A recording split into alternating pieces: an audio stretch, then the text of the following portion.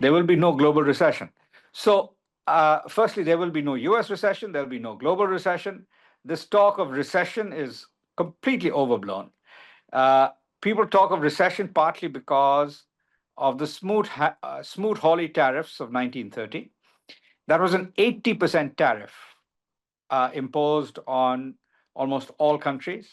One of the biggest sufferers from it was Japan then, and Japan responded uh, with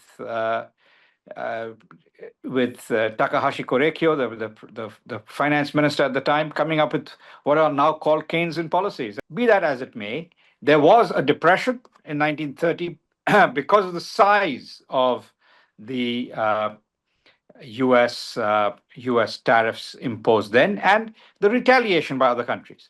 Now, this time around, the US has imposed differentiated tariffs on different countries. The effective tariff is only 20% on average across all countries. So that is only one-fourth the size of the Smoot-Hawley tariffs.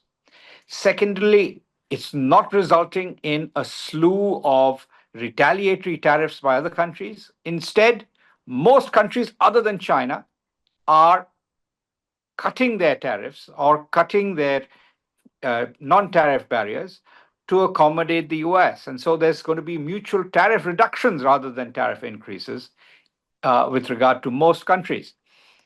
China is different. I emphasize that China is a mercantilist economy. It has engaged in massively unfair trade practices for the last 30 years, and it is time somebody puts a stop to it.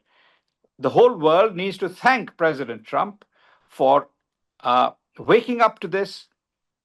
In fact, 5 or 6 years ago, actually 8 years ago now, when he first became president, and the world now needs to take action.